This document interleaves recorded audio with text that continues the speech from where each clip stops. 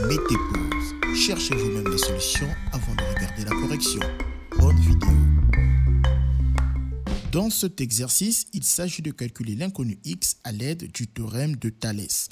Pour pouvoir appliquer le théorème de Thalès, nous allons montrer que les deux conditions d'application du théorème de Thalès sont vérifiées, à savoir que les droites EN et CO sont parallèles d'après l'énoncé, première condition vérifiée.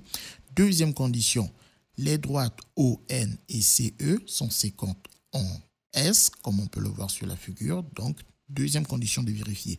Bien s'assurer que les points qui ont permis de décrire les droites séquentes sont les mêmes que les points qui ont permis de décrire les droites parallèles, à savoir les 4 points N, O, C et E. Ensuite, une fois qu'on a fini de vérifier les deux premières conditions d'application du théorème de Thalès, on n'a plus qu'à dire que le théorème de Thalès s'applique. Donc, dans la rédaction en main, d'après le théorème de Thalès, deux points, on va à la ligne et on écrit l'égalité des rapports des deux triangles, à savoir le petit triangle SNE et le grand triangle SOC. Ce qui nous donne SN sur SO en prenant les côtés des deux triangles qui sont sur la même droite. On peut commencer bien évidemment par le petit triangle SN et finir par le grand triangle SO. Si on a commencé par le petit triangle, on commence à chaque fois par le petit triangle. On reprend deux côtés sur la même droite, à savoir les côtés SE et SC.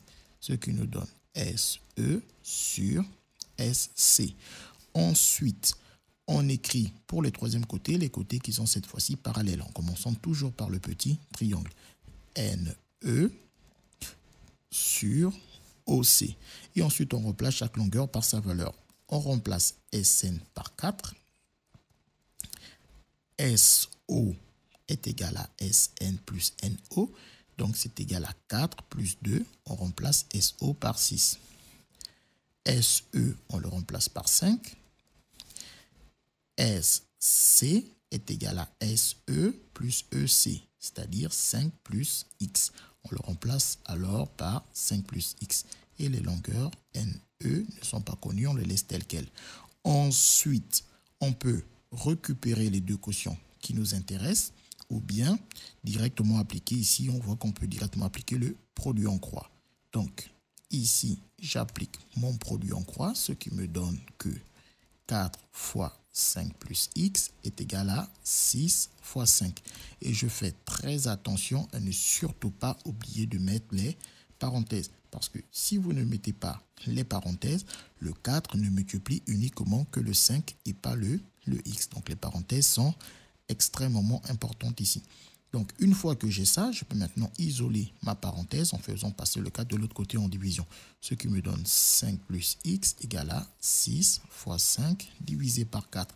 Je tape sur la calculatrice, ce qui me renvoie 7,5. Ensuite, je calcule mon x en faisant passer le 5 de l'autre côté en soustraction, ce qui me donne 7,5 moins 5. Et j'obtiens que x est égal à 2,5. Les mathématiques, ce n'est pas juste de la mémorisation et de l'application de cours. Ça nous aide à comprendre le monde qui nous entoure